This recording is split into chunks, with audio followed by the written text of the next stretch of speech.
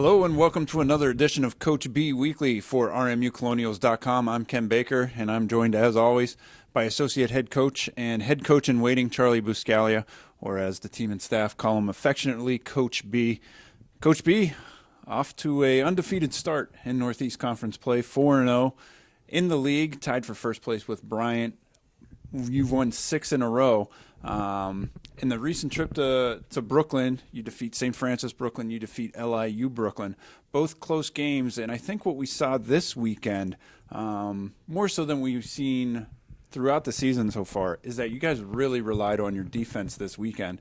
And specifically, let's focus on the St. Francis Brooklyn game.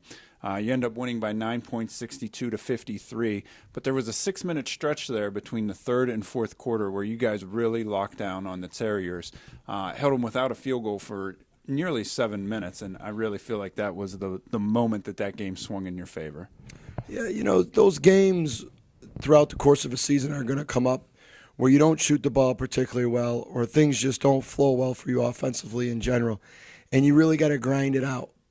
Grind it out wins are the kind of wins that I like. I appreciate. Because if you can win games with shooting the ball poorly, you can do a really good job of, over the longevity of a season, understanding the importance of defensive stops down the stretch. And you're never going to outscore teams to win championships. You have to be able to grind it out and get those stops defensively, especially down the stretch. And like you said at St. Francis of Brooklyn, that stretch there where we really locked in and defended them, that really was the reason why we built a lead at the end that gave us a cushion to protect down the last 3 minutes.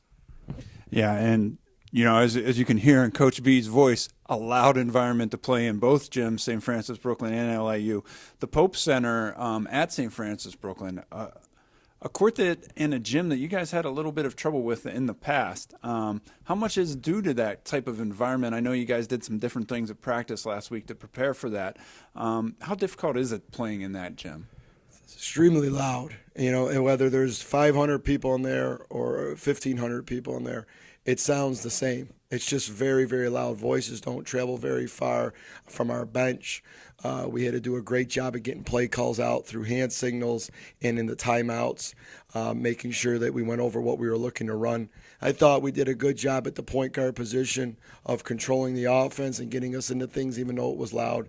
And you're right. Through the week of preparation and practice, we did some noise things and things like that where our players were going to have to talk on defense and talk on offense to make sure that they understood each other through communication with a loud environment. And I think those moments in practice where we really cranked up the volume and the defense had to get stops with not being able to hear each other as well and more emphatically screaming and using their hands to point and things like that. I think that helped us get that 6 minutes that really propelled us, like you said, in that fourth quarter to shut down their offense. Yeah, and certainly that's a lesson that you not only could use against the Terriers, but you can use going ahead throughout the season, just going to make you a better team in general. Now, with that victory Saturday, you guys took a little bit of time to celebrate, which is something you don't always get to do in the middle of the season.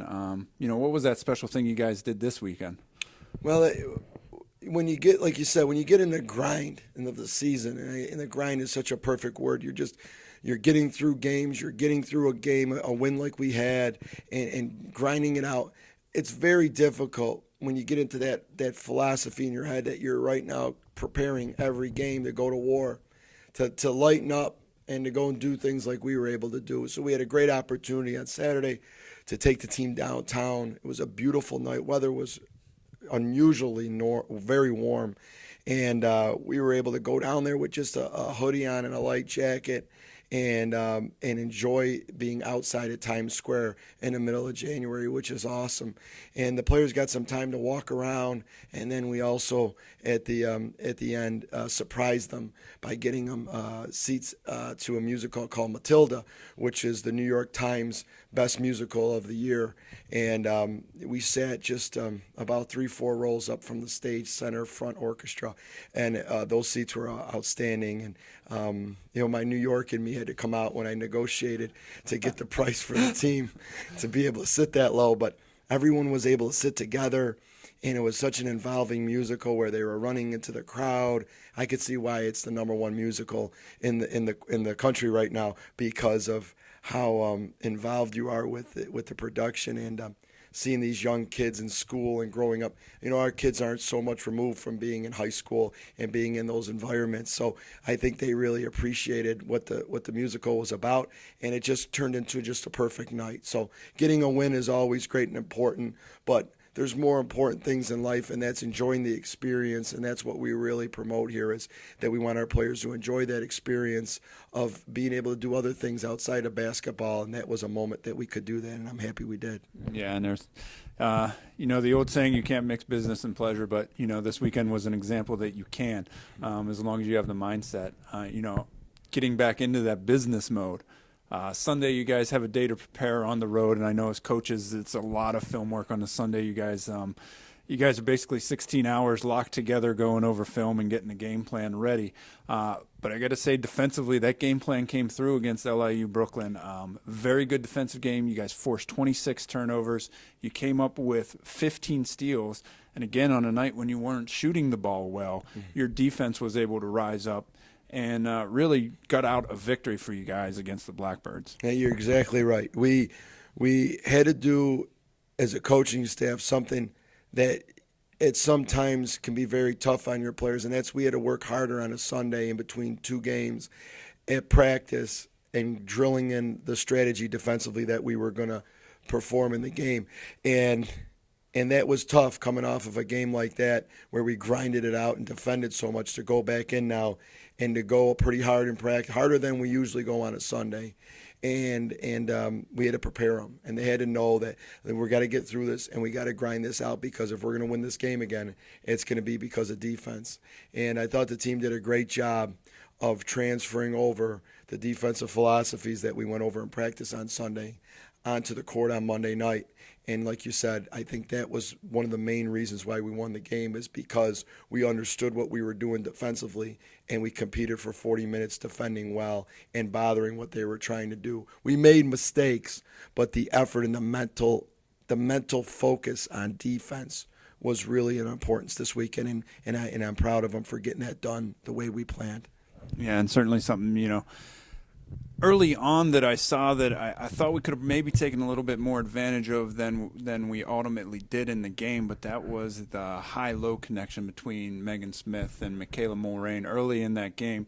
Really got us started offensively. And it was something that I think that affected LIU in the second half that they made adjustments to. But how important is it that having that post and really 4 posts that you guys can switch in and out interchangeably?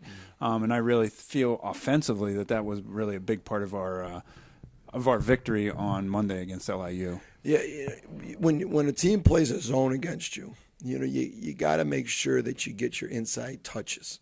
However you get them. There's different areas on the court that you can use to get your touches and different ways that you can free those people up.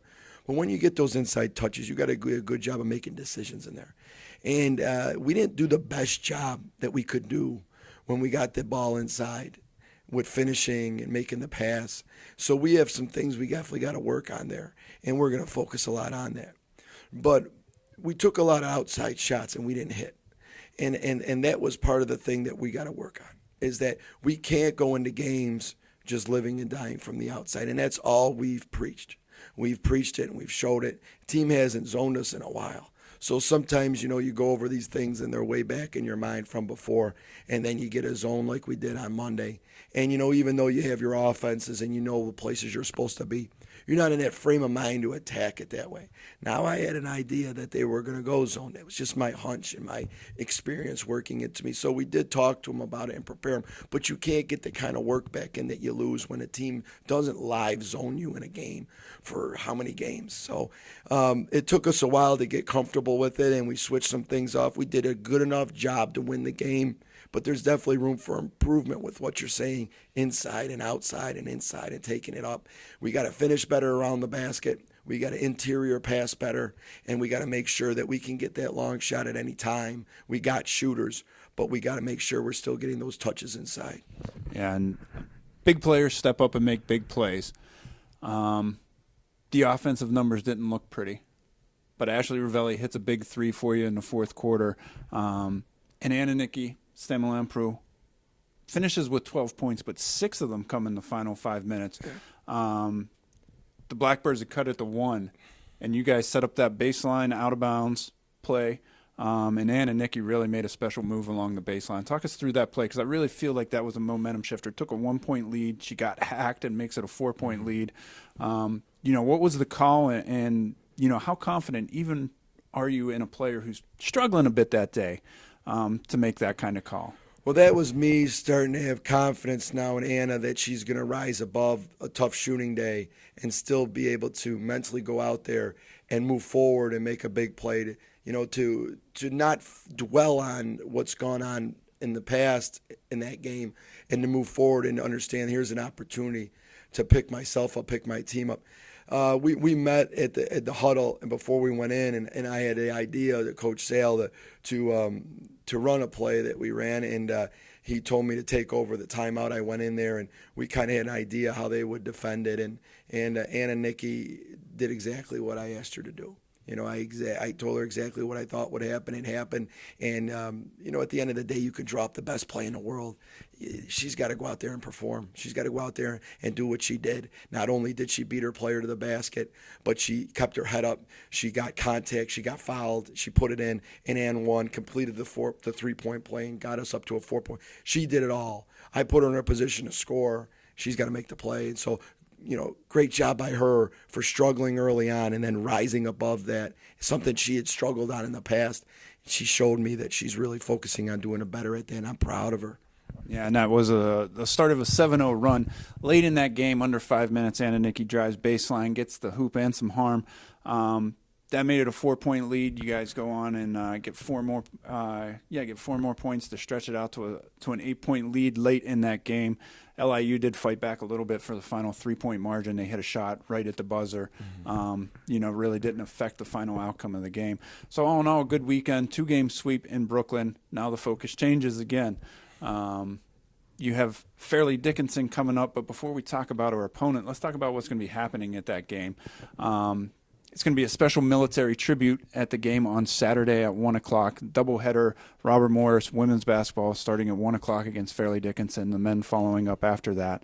But all the proceeds from the games, along with 50-50, are going to be going to an organization called Legacies Alive, which is based here in Pittsburgh and Washington, PA, just a few miles south of where we are now. And Legacies Alive is an organization that really helps with military families and recognition of all the sacrifices that our military members and families make. And, how much does that mean to you as a coach that you can do something so small, even like this, just to help out an organization like that? Yeah, our marketing director came to me a while back. This has been planned for a while, and he said, we're thinking about doing a camouflage uniform, and that we think that it would be great for this day of recognition for military. And I said that no problem. I said we'll do it. I want to make sure that the country sees that Robert Morris women's basketball is in support of our military and the efforts and the jobs that those guys do and women to keep our country safe. And when we got that opportunity, we're going to take it. So we're excited about this game. We're excited about the game. We're excited about the day. It's so important to appreciate those people. And I can't think of a better way of doing it than to wearing the uniform that represents the Army and having them come and do the national anthem and just a total celebration for the people that make sure that we're able to play these games every day and live in a free world. And I'm really happy to be doing this. Right. And again, that's going to be Saturday at 1 o'clock, RMU versus Fairleigh Dickinson. And speaking of the Knights, familiar coach in Pete Sinella. He's been there 8 or 9 years now, and a familiar foe in Erica Livermore, their do-everything center. I know you guys probably haven't had a whole lot of chance to dive into game plan, and certainly don't want you to give much away, but what do you expect out of a Pete Sinella coach team and a team who has as good of a player as Erica Livermore in the post? Coach Sinella has been at Fairleigh Dickinson for a while now, and he's a great X's and O's coach. He does a great job. I have a lot of respect for him. I see him on the road recruiting He's the type of guy that you could stand there and talk to for a while, and he's not gonna, he's very humble, and he's very real, and I have a lot of respect for him, and going against him, I know we're gonna have a tough battle, and he's going to make sure that they come in with a great strategy. So, I haven't got a chance to dive into him as much yet that where I would want to, exactly know what I expect out of him this year. But with Erica Livermore, just generally speaking, she's a very talented post player that plays with her left hand, and that's always tough because so many players, systematically and instinct wise are used to post players want to use their right hand, but she's a left-handed player, so you got to flip your mind now to take away a side of the basket that you're not usually trying to take away. So that's what makes her even tougher than what she already is with her talent, is that she's left-handed, but she can face you up, she can score in the block, she understands about body angles in the post, she can play the high post area, and she can drive. She's good at putting it on the floor. Just a very complete player. And I give her a lot of credit because she's come back from an ACL injury that a lot of post players with that size have a lot of difficulty coming back and playing at the speed. But she's come back and is the player that she was when she left. So I know that she rehabbed really hard to get back out there and play.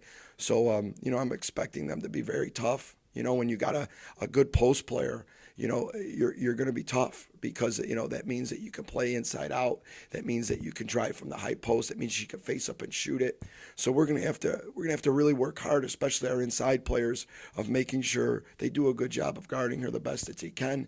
And, outside of Livermore, they got talented offensive players like a Cruz, and that they can also go off the bounce and are very good with the one-on-one stuff. So, Fairleigh Dickinson has always been a team that you got to really worry about since Coach Sinnell has been there. So expecting a tough battle. Yeah, and Erica Livermore, freshman and sophomore years, was very talented. Blew out her knee before her junior year, but she didn't have a whole lot of help. And now that's a team that has someone like Kelsey Cruz on the outside who can do damage from beyond the three-point arc. So they've become a little bit more they're not so one-dimensional anymore. Exactly.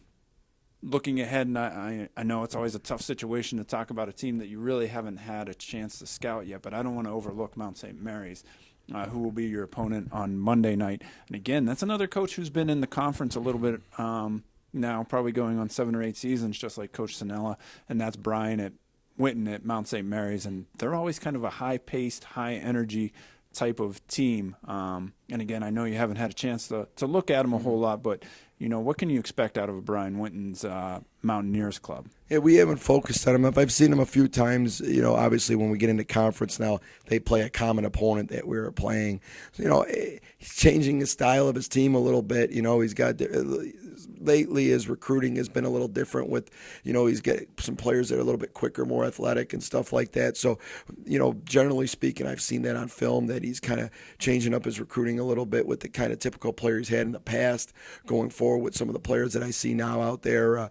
He's got transfer that's coming in, playing a lot of minutes for him, and he's got a kid coming back from her freshman year last year that, didn't have a huge freshman year, but we know she's talented. She was a late signing that he found at the end of the year in her senior year, and they're both contributing a lot for them. So, different look team. I think they're still doing a lot of the things that he did back in the past, but I think his players are a little bit different. And when we go and prepare for that game, no matter what the situation is, those have always been battles too. He's done a good job, and he's worked hard to keep the program always at a competitive level. And they're the type of team again that no matter if they're a little up, they're a little down, they're a little young, they're still going to battle you, and they're still going to be tough all the way through. So this is a tough weekend. Saturday, Monday, we're at home, and it's great to be back home, but doesn't assure you anything. Fairleigh Dickinson is the team that we're focusing on right now, and we're expecting a very tough battle out there on Saturday. All right, and one final question. It's been a long break. The kids have been on Christmas break now, going on nearly a month. Classes started back up this week. You're back at home. How do you keep them focused on everything that they need to do as a student athlete, in addition to continuing to improve on the court? The second semester starting up, you got to make sure that your standard of what you've set from the beginning of the year continues. And that's something that I think a lot of young coaches or coaches that aren't focused on the big picture of things is it's, academics and athletics are together and they got to both be a priority. You can't take a back seat in the second semester with your academics. It's always a tougher semester, your second semester, because you're starting up right in the middle of your season. And it's easy to fall behind when you're in the middle of conference play now and you have so much pressure to perform on Saturdays and Mondays. If you don't budget your time well to know when you're going to study and you got to be in study hall, and if you're worried about extracurricular things at this time of year, well, then you're not going to be successful at the Division I level. So, classes are starting up now. We're deep into conference play. We're 4 games in now. We have that talk every time this time of year about making sure that they get ahead early and they make sure that their classes are in good order and everything going forward at this point is not going to be a drop-off. We're going to continue with our standard. We're going to continue to shoot for a 3.5 team GPA, and we're going to continue to make sure that we're always on time at class, at practice, and this is the time to turn up your responsibility and your mentality, not a time to lower it.